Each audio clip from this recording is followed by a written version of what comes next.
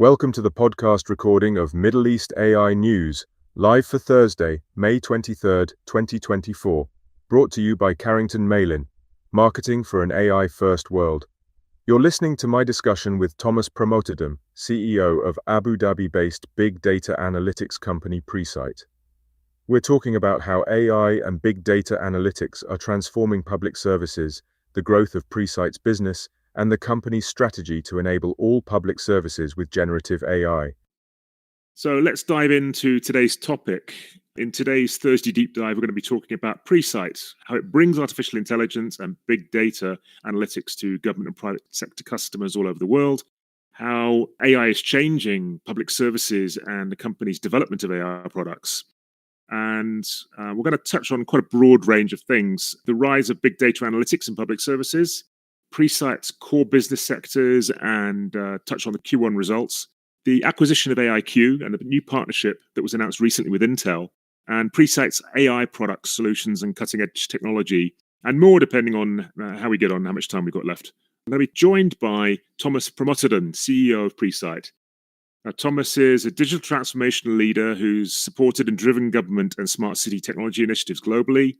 He moved to the UAE in 2021 to join the then recently launched Presight. And prior to this, he was CEO of Esri Singapore, which is a subsidiary of Environmental Systems Research Institute, a global leader in geographical information systems. Before Esri, Thomas worked in several key positions across technology, business consulting in Singapore and Hong Kong. As Presight CEO, he has a focus on creating nation-building partnerships in the Middle East, Central Asia, and Africa, other places besides, and orchestrates the creation of new businesses that help shape the next generation of cities, businesses, industries, and government administrations across the globe. So a warm welcome to Middle East AI News Live. Thomas Pramotedham, CEO of Presight. Hi, good afternoon, welcome. Thanks for having me on the show. Great you could make it. You certainly seem to have your hands full this year. I see lots of announcements. I know that you're just wrapping up ISNR in Abu Dhabi today, and that Presight's also taking part in Marrakesh, GITEX Africa next week. That's correct. A lot on. Yeah, it is. It's been an exciting year. It's been exciting 3 years for me since the inception of Presight, and we definitely have grown leaps and bounds, including the listing last year and the continuous momentum we're getting throughout the year. Fantastic. Thanks for making the time, because it's really great to get to talk and find out more. And it's a company that I know a lot of people are curious about, want to find out more about. So let's dig in. So you've recently announced some impressive quarterly results. So it'd be great if we could start taking a step back and looking at what Presight's core business is and what's driven those results. Well, I think you can see it from this quarter, but I think one way is to take a step back and look at the genesis of the company. Since 2020, 2021, we've been providing federal-based systems using digital transformation, big data analytics to the Abu Dhabi government. In fact, during the COVID year, we were the platform that managed the pandemic in its allocation of resources, identification of risk scores, leveraging big data analytics really to keep the UAE open. And in that breath, we've extended the same work we do to welcoming 24 million visitors to Expo 2020 and providing a comprehensive analytics-driven system to manage the visitors that come in the UAE. So this is the background of what we do in the public sector. And the results have continued to given us good financial growth in 2022, 2023, when we listed with an annual revenue of $423 million US dollars and a profit of 147. We finished the year 14.7% up in revenue, 5% up in profit. And that continued to a strong momentum of Q1 in 2024, where we posted a 15.6% growth in top line and a 45% growth in bottom line. And the way we see it, digital transformation through big data analytics and applied AI has been a key focus and key driver for what Presight is doing. Of course, not including the new and emerging growth sectors that we have in financial, utilities, smart cities infrastructure, and of course, the recent acquisition of AIQ deep into the energy sector. And this is, of course, now a global business, and you do have clients practically all over the world. Yes, we do. So, we started very much focusing on the government sectors in the Abu Dhabi. In late 2022, we signed our first international MOU with the city of Angola to develop a national cloud and national analytics platform for the government. And that started the mandate to take UAE-based technology that's been deployed by Presight in the UAE into the greater region. And right now, we are proud to inform that we have about 14 active markets that we're operating in. And more recently, you have seen us announce MOU for smart cities in Albania. We're developing the smart city platform in Kazakhstan as part of the joint venture we have with Samruk Hazina, the sovereign fund of Kazakhstan, and we're developing the capital city's Astana smart city platform.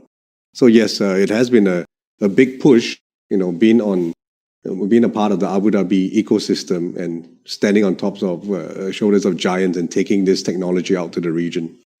Very impressive, very impressive. If we could sort of touch on some basics, because AI and big data analytics is something that we've been hearing about for the last few years. What's the change that you see that's actually happening for government administrations and city administrations? I think a big part about it is this. If you've seen in the last 5-8 years, even before generative AI became such a big topic, the incremental budgets added to governments across the world, especially the emerging governments, has been high. Digital transformation in the public sector itself, it amounts to about 1.2 trillion in budget. And this is simply the digitalization and digitization of government services. And a big part of that is driven by this. The work that the government do in improving public services through AI, big data analytics, digital transformation is one that it's a decision taken by some, but impacts millions of people. And the impact is felt on the ground because it's the way people live, it's the way people play, it's the way people work. A simple example in the UAE, digital transformation that allows us to use the UAE pass, for instance, to access services is one big driver. In the public sector, we've launched a recent contract with the National Crisis and Emergency Management Agency of the UAE to take big data and AI and analytics to improve the response time of first responders, better predict operations. And in short, the citizens really feel that because time to receiving aid, whether it's an accident, it's a medical incident, or a crime, is now dramatically shortened. And that's why digital transformation in the public sector has such big impact, because it's felt by every one of us in our daily lives. Just to drill down into that great example just for a minute. So using big data and analytics presumably helps shorten the cycle of the information flow, finding out what's going on, and to provide the information that allows people to do the right things in the right places. Is that pretty much what it does? That's correct. There's so many different information streams that comes in that surrounds a public incident, right? Knowing which resource to deploy, who has the right capability, who's available at the right time, and the right skill set to answer a response is key, right? The time that you take to organize multiple streams of first responders from police, fire, ambulance, and knowing exactly where your resources are and predict the outcomes of aid to an incident, it's what shortens the time to saving lives. It shortens the time to answering and protecting property.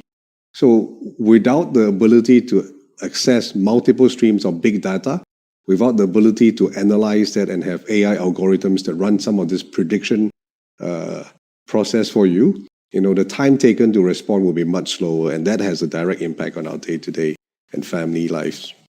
And you have quite a wide portfolio of solutions for government administrations and cities.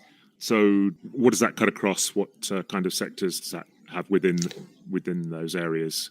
So the areas that we do really well and dominant is one. The basis of Presight, it's about the ability to interpret multiple streams of data. So very large data sets enabled by AI algorithms that help us make sense of it. Where we've applied it well, I've described to you what we do in the public sector, particularly in law enforcement. We've extended it to finance. In Abu Dhabi, we support the Abu Dhabi Accounting Authority, the administrative body that runs our annual audit for over 547 entities. We shorten the work stream by making audit more autonomous. We improve the time taken to do audits. When you look through large amount of audit materials, we take the work time from 7 days down to half a day. We increase the sample size through AI algorithms and digitization, that now the auditors can not only do a 10% sample, but if they choose to do 100% sample on related documents to look for anomalies, to look for fraud, to look for incidences. So we've taken that. But at the same time, we've taken this ability to crunch multiple streams of data at scale into smart cities.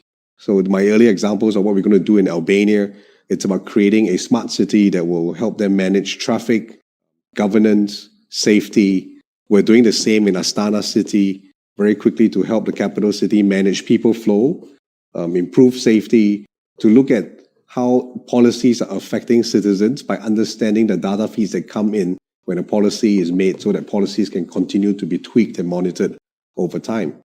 And we've gone into sports too. You have seen some part of that. And sports have been a great way for us to tell the story about how big data analytics and AI algorithms can help. We support the team Emirates, our national team for cycling, which is incidentally also the UCI World Tour, as well as the World Tour champions, as well as Team ADQ, our ladies team, in helping them crunch their training data, nutrition data, performance data to really look at how we could use that kind of information to improve performance and then in turn improve winning. So I'm guessing that a lot of the technology solutions that you build for customers overseas are based on cases that you've already had in the UAE, and so there's a clear benefit to other countries buying into this. There's also a lot of challenges that other countries face. I mean, all countries, but I noticed some of the countries that you do business in have different challenges. So AI infrastructure, the high costs, the other issues around that. Talent is certainly one, and everybody needs data centers, but data centers are very capital intensive. How does Presight help governments in other countries sort of handle these and meet these challenges? I think that there's a few ways to look at it. So one way, one particular perspective is you're right.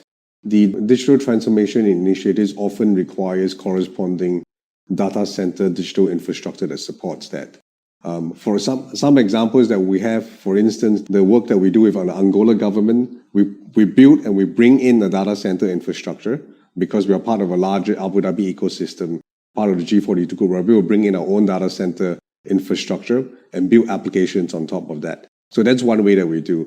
Second, in the larger scheme of things, when you've seen Microsoft and G42, or Microsoft investments in the G42, but before that, Microsoft and G42 has been working to create sovereign cloud infrastructure, right? And these sovereign cloud infrastructure is something that we can extend to the territories that we work in. So for instance, a country who has yet to develop a strong data center infrastructure can consume the applications that Presight built for smart city through a sovereign cloud environment that the UAE offers. So this is the second piece of work. And thirdly, the partnership we have with Microsoft across the group, and particularly where it applies to Presight, is where you will see more Presight applications for financial services, for public sector, migrate towards the Azure environment. And with that, with the microservices that Azure has, the AI services and security that Azure as an infrastructure can offer, Presight brings along cloud-based public sector services as well as financial sector services into the countries that may not have yet the data center infrastructure required to support this large federal systems. So the bridge to be able to do that locally is sovereign cloud, is it? That's correct. Talent is another big challenge. It's a global one, but in particular in countries that are starting out, because there's not a critical mass of talent, obviously, and there's also the need to attract talent. How does Presight impact that? Or is it a case of being there to provide the expertise to help bridge that gap as well when they don't have the local talent? Yeah, I think talent today, especially with the demand for AI competency, computer scientists, machine learning expert, has been a challenge across the entire technology sector. What we're doing now, Presight grew quite rapidly, or from 340 to 550 over the last 2 years. One, I think AI as a domain is attracting talent. Two, UAE is really becoming the capital of AI. So you find talented professionals coming to the UAE, and Presight as a company that I believe is a very strong employer of choice. The fact that we reach out to companies, to projects in the UAE, We have international expansion. So we're able to capture some of these talents that are coming in. And I'm very happy to say that we have a very strong technical team. 70% of my teams are from the engineering and data science background, and we're driving those projects forward. But in the countries that we operate in, you're right, they don't have that talent pool. And very often in the many MOUs we have with the government, we include a uplift of digital workforce as a project, as a program of work that we do with them. What does this mean? This means that when we run large federal projects with them, there's two promises we make to the counterparty. One, we would build, operate, and transfer the capability and technology in time. So we want to hire workforce that's local. We want to train the local workforce so that the technology retains in that country, and that allows them to uplift the digital skill sets of their youth and their population, particularly in Africa, which is the largest youth population now in the world. Second, we work with institutions like the MBZ University of AI in Abu Dhabi, where G42 is the founder and a custodian to it. And we try to bring cross-territory programs that we can with the universities in that country. And then third, we often open up internship programs in country and into the project so that the elite, the top 5% of their graduating classes have a strong opportunity to contribute back to the projects they're in, but also real life projects to test their newly acquired skills. Does this result in you having employees all over the world? Well, there's two ways we're doing it now. In the UAE is HQ. We are an Abu Dhabi-based, Abu Dhabi-founded company. So majority of the workforce is here. Quite recently, Kazakhstan is a Central Asia hub for us. So we've opened up Presight Kazakhstan, and we're scaling up and building up a team there. One, to support the smart city project that I just told you about. But there are several streams of work that we're doing. Second, we've started a branch office in Azerbaijan as a second in Baku city, as a second node in Central Asia, where we're hiring to support them in their utilities digital transformation projects.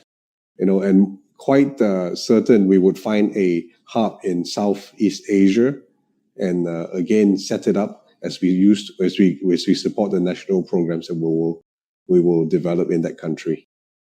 So, Thomas, let's move on to your product development, because I know you have a great number of products, and I'm curious to what they are and what they do. You're definitely pioneering the use of AI, and I know you started incorporating Gen AI in with your products as well. The basis and the genesis of the technology within Presight is a big data analytics platform. So it's strong in interpreting multiple streams of data across different formats, so driving data interoperability, the ability to understand and interpret and find insights across different data sets. So that's the base of it.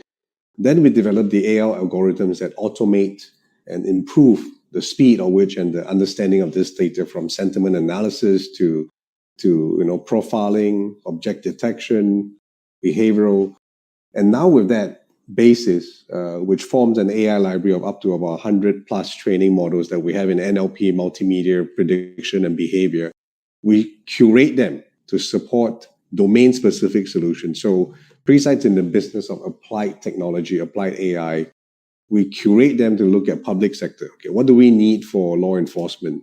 What are the algorithms we need for e-citizen government services for better policy planning? For instance, we curate a solution set that we now support the Emiratis Talent Competitiveness Council to look at profiling and understanding and predicting where Emiratis skill set should be trained, in which Emirates should policies, incentives be increased, which job profiles would match skill sets of the Emiratis of today and Emiratis of tomorrow. So it's about taking this algorithms that we have.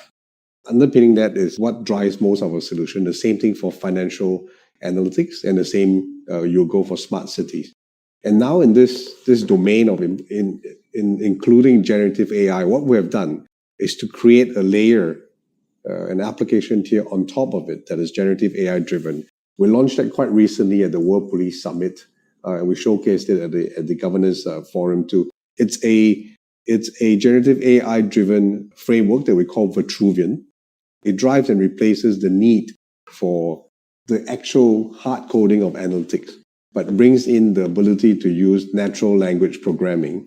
In fact, you would liken it to be what you would see as a voice-driven application interface. You see it in our digital humans that we have created avatars that understands and interacts with citizens. Very much the Jarvis of what you would see in Iron Man, right? So we have taken that as a new interface driven by generative AI, leveraging different large language models to access the domain-specific applications we have developed in public sector, financial services, smart city, built on top of our big data analytics and applied AI platform. That sounds highly impressive. And is this something that's in development or deployed?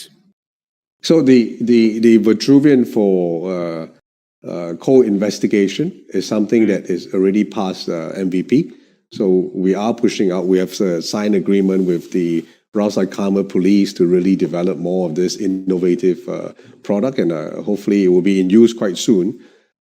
For smart cities, it will be part of the suites that we'll deliver into the upcoming smart city initiatives that we're putting out in Central Asia as well as in the Balkans. So potentially this Gen AI layer will help users access dozens of applications that you've developed. It will help them understand and get to the outcomes that require. The belief we have is that technology, we've gone through, and you've been most familiar with this, that we've gone through many evolution of technology trends. At the end of the day, we're still answering the same questions. How do I get to an outcome faster? How do I make my city safer? How do I keep my citizens, in a inclusive and sustained community that they live in? The ability to use natural language and generative AI to query and learn from the big data sets that you have and make the analytics to get to those decisions is what drives this. So yes, with generative AI, you would get to a point where a human decision maker will make that decision in a much shorter time, more informed, based on more data sets, and at the end point, be able to monitor and continuously tweak policies that impacts the lives of millions of citizens. And presumably with your portfolio and expertise, you could really help countries outside the region fast track their adoption of Gen AI to improve services. Yes, absolutely. The good thing about AI, or one strong thing about AI, is that it will be an equalizer. It will normalize the adoption of digital transformation across developed countries, emerging countries. And in fact, because of that, you would see, and I believe you would see emerging countries, emerging economies leapfrog into adopting AI and big data analytics at the front, and very quickly, bring themselves up to levels of where developed countries would have in e-government services. I would see, and I would predict that countries would actually score high in the OECD e-government indexes, and you see countries improving very quickly because they're able to adopt technologies that are available today. How are these products developed today? Obviously, a lot of that's in-house, but you also have a big group to work with in G42. You've also just signed a partnership with Intel to develop products. Yeah, that's correct. So a big part of work we engineer within Presight's local team, we are able to tap on the G42 ecosystem. So for example, Presight's always driven the applied AI and solution stack. We're able to leverage the JACE Arabic large language model that's produced by our sister company, Core42. We're able to incorporate that into our solutions. We're able to work with Bayanat, our space, which is now Space 42, to bring in geospatial algorithms into the solution that we offer. So we're able to tap on that within the ecosystem. And for that, I think we are very much enabled and is in a good place to drive much of this adoption. And then externally, like our recent Intel partnership, that partnership is really to take a smart city solution to the edge. And why do I say that? With Intel, we're looking at Presight solutions that can be supported by Intel but taken to the edge. Because some of these cities and countries like you so described earlier do not have the large data center infrastructure as yet. But for them to be able to benefit from edge computing and the solutions that Presight algorithms and AI solutions can offer, it is taking the compute down to the edge. So it could be a city that doesn't have a data center yet, but we could put nodes of Presight AI boxes, right, that will support the smart city. And you would imagine it to be a neural network of nodes of smart cities AI algorithms engineered by Presight in an Intel box or in a AI box that can be at the forefront. And collectively, this forms a edge smart city solution. It sounds like you're doing some really leading product development here. Do you see these Intel Smart City products being used in, the UAE, or would that lend itself more to developing countries that don't have a lot of fiber? I think it's fit for purpose. So in the UAE, you probably won't see it being used in the main cities. So, for example, our foray into the energy sector, where oil rigs, oil wells, a little further out with a little less connectivity, but requires high computation resources. These are potential sites that we'll look at. So this is one solution that I'm certain that our team from the energy sector would embrace to see how we could bring edge computing to remote locations, remote sites. Of course, in every developed country that has a vast territory they have to manage, not the entire country will be well linked by fiber connectivity, right? And this is another combination that can bring out. And this applies not only to smart cities. We could bring remote healthcare, telemedicine into a region that is further out. And you just touched on oil and gas. Acquisition of AIQ, bringing AIQ closer to Presight. What are the benefits? Far more than just changing hands. One, the way we see it, that the AIQ acquisition and us welcoming ADNOC into our cap table this year. In fact, the deal was just recently approved 2 days ago at the annual general meeting. This puts Presight right into the growth of energy AI, and the acquisition of AIQ with its strong portfolio. I think we have 16 products, about 20 patents pending for products that are tested with ADNOC as a client partner over the past 3 years. Any digital transformation and AI products that are set with ADNOC and been approved by the stakeholders of our own national oil and gas company, it's ready to be taken out into the region. And Presight now provides AIQ a platform for them to springboard into the different markets we're in. And at the same time, AIQ and ADNOC provides us the entry into a very lucrative energy sector. And I foresee that the energy sector will be one of our largest, if not the second largest revenue contributor in the years to come. Let's look to the future. We've talked a little bit about bringing AI to the edge. What do you see as the big changes that we'll see during the next few years, and the other things that are on the radar? Well, I think my take is, for one, the hype around AI today, it's well deserved, because one, I think it's the greatest invention that we're going to see. But I think in 2 years' time, AI will become utilitarian. It will be like what an iPhone will be for us today, but back in the early 2000s. The technology and compute will reduce in size. We're already seeing large language models becoming smaller models so that the compute resources are less. We're starting to see a diversification of chips across the supply chain. So I think in 2 years' time, AI and the high compute resources needed today will become ubiquitous. It'll be a utilitarian component of the technology that will apply. So the focus, I think, that every company should have, even for us as a technology company, will be on where would such technology be applied to, and where can you get the highest returns. So I think we will keep ourselves focused on that. The cost of AI adoption will come down as the ecosystem garners to support that growth, but it will come down, and everyone will have access to AI. It will be literally AI for everyone and everyone for AI. And the fear around job displacement will turn more towards jobs evolution. We will see productivity gains. We will see international guidelines like the recent EU AI Act that's been passed. They would adopt and they will adapt, rather, they will adapt and work with national AI guidelines like what we have in the UAE with the Ethnic Council.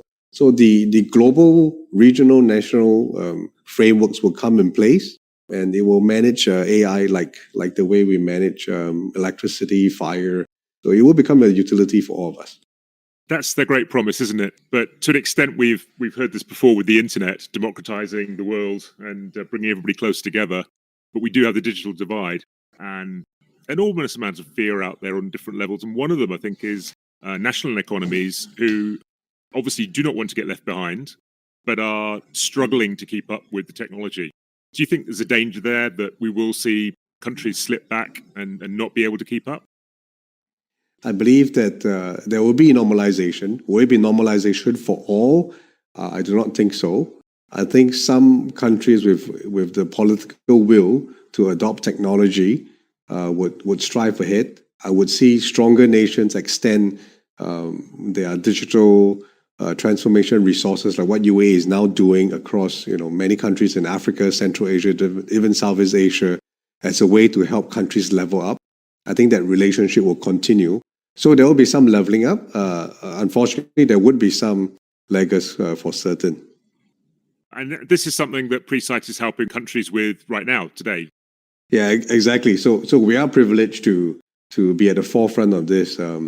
Being, like I said, being Abu Dhabi-based and fully bred here, we're just privileged to be able to take technology that's been built in Abu Dhabi, tested by the Abu Dhabi Federal, tested by ADNOC, our national oil and gas company, and to be able to bring this out to countries who we can extend the transformation impact to. I think that's a big part of what UAE is doing. I'm sure other countries in similar positions will do the same, and therefore, over time, we should uplift the general digital transformation adoption across the world. There's recently been a lot of talk about AI agents and AI that not only asks things and answers things, but also does things. I think when it serves to deliver the outcome that we're looking for. So AI agents that do more than analytics and prediction and start to do some of the work. I guess if it's applied in the right way, you'll see automation. One big part of robotics and AI and droids that you're seeing that does really, really well is in logistics, right? Taking away some of the laborious and dangerous works that we can replace. So I guess where the technology fits, as of all evolution, where the technology fits, we will adopt it. But we are definitely keeping a keen eye on AI agents and some of this robotics that is happening out there. Let's talk a little bit about Africa, because Africa seems to be becoming more important to everyone, really, because it's a very high growth area. The UAE has broadened its relations with Africa, its investment. We see bilateral deals taking place. And you also have some business in Africa, and you're taking part in GITEX Africa next week in Marrakesh. Absolutely. I think Africa is a growth market, definitely for Presight. We're in about 6 different African countries. We have MOUs with Senegal, Angola, with Zambia, with Tanzania. We're doing digital transformation across. So our presence in GITEX, in fact, we were there in its first inaugural version. We're there this year. GITEX is a good partner, is a good platform for us to reach. I believe there are some MOUs for digital transformation with more African countries to be signed when my team is there. Africa is a growth market. One thing for sure is that is because they have the largest youth population. Sadly, the rest of the world is aging, and Africa is kind of growing up. 75% of youth is what the total population of about 1 billion people. Data center infrastructure within the continent is improving. You have seen most recent announcement that Microsoft and G42 has commissioned a $1 billion green data center to be set up in Kenya, and that's going to drive the much needed data center infrastructure in Eastern Africa. We're doing the same in Angola. We expect more of this to happen, and Africa will indeed be a hub for digital transformation. There are 50-odd countries that, you'll see a third of them leapfrog because of digital transformation. You'll see the remaining of them catch up. And as a whole, I think this will uplift the African economy and in turn benefit many of us, especially companies like Presight, coming from a base in the Middle East, in UAE, to really capture that growth trajectory. The deal for Kenya is certainly very large and extremely comprehensive, and it promises to create hyperscale services in Kenya, regional cloud for East Africa, for Microsoft Azure, a lot of training and education, a lot of collaboration, cooperation between NGOs, universities. Where might Presight fit in that picture? Well, the earlier conversation, the points we were discussing about how data center infrastructure powers Presight's growth. So, we are moving our smart cities to smart city solution to Azure. We have new solutions that will be part of Azure, that will make an impact to the public sector that we serve. So having a large data center infrastructure that supports Azure in East Africa, it will turbocharge what we're doing. And that's potentially something that might happen in other countries as well. So we'll need to watch this space. Any other hotspots around the world that are really a focus for you at the moment? I think so. Africa, we spoke about it because of its immense potential. I think Central Asia is the second point that we should pay attention to. Kazakhstan being a really strong hub. They're one of the largest land-based countries in the world with a strong population. They serve, a large region. So the work that we've announced with them, our joint venture with Samruk Hazina, which is a $75 billion sovereign fund that they hold.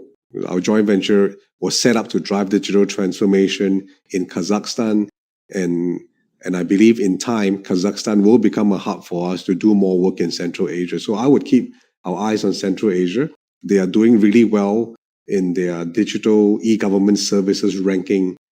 In fact, I believe Kazakhstan's number 28 on the OECD's EDGI index. So that's a testament to where they've arrived. So definitely a place to look at. And a lot more business with the region as well, I think. It's not far away. Yes. Thank you very much for that. It's very interesting. So you're not off to Marrakesh yourself? No. So my team will be in Marrakesh. I'm committed in another market. But, the growth of Presight over the last 18 months internationally has us set up in a way that we have multiple international teams addressing multiple markets. In fact, this month of May, I believe we are in 5 countries, with ISNR here. We're in GITEX coming up. We were in Mauritius quite recently where we signed a energy digital transformation MOU under the umbrella of the Ministry of Energy of the 2 countries. So yes, the team's been busy, and unfortunately I can't be at Marrakesh, which I would really love to. Just to give us some perspective, the sort of international mandate for Presight was early 2022. How many employees did Presight have then? I think we probably were about 330 thereabouts. And now we're about 520. Yeah, it's been building a rocket ship while we're on the rocket ship and loading up the astronauts at the same time. So, but you've also managed to scale way above your hiring rate.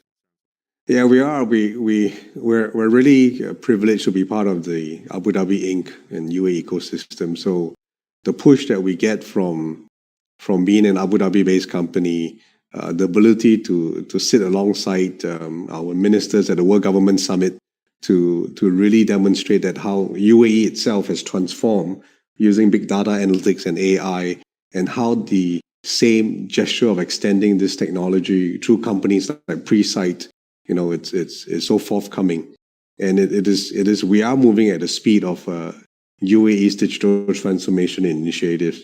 And that's what's driving a lot of this growth. Is there a concern about protecting intellectual property rights related to your AI IP? Yeah, I think one, data privacy, data infosec security, and IP protection is a governance framework that we adopt Presight adopts and we're certified with ISO through the ISO certifications on those areas. Second, the respect of foreground and background IP has to be in place for every project that we undertake. It's not just in the infrastructure, but it's also in the solution sets. So what we do is we provide a base platform where we support an organization or a country's needs, and that's the background IP. And then the foreground IP that's created on top of that, that's what I was mentioning earlier, that we build IP that a country would use, and in turn they can retain some of it. So it's not about protection of IP, but really understanding what governs, which are the frameworks that governs the use of the IP, and how much of it can you use to continue to uplift a organization or a country's digital capacity capability. Right, and the sovereign data must be a key point in that for the countries that you do business with. Absolutely. So data residency and sovereign controls have always been a top priority, especially for public sector applications, and where the need fits, right? So one, you build a center in country, and you hand that over, and that completely becomes sovereign to the country. Two, you work with strong technology leaders like Microsoft, G42, and UAE as a nation to provide sovereign controls on a cloud-based infrastructure. So there are many ways to address that, and not forgetting that even data classification has its own policies. So of course, you'll never get top secret out of the country, but very often in citizen services, you can look at strong, secured, sovereign cloud controls infrastructure that will allow you to deliver the outcome for the citizens you want to serve, and still respecting data residency and sovereignty policies.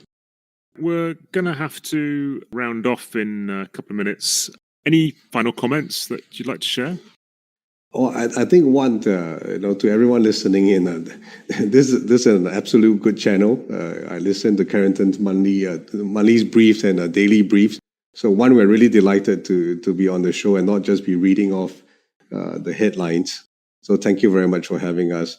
Two, I think that the evolution of AI is something to be embraced because I truly believe that it will become utilitarian. In fact, I think AI has been utilitarian in our life for a long time, through Waze, through Spotify, through Netflix.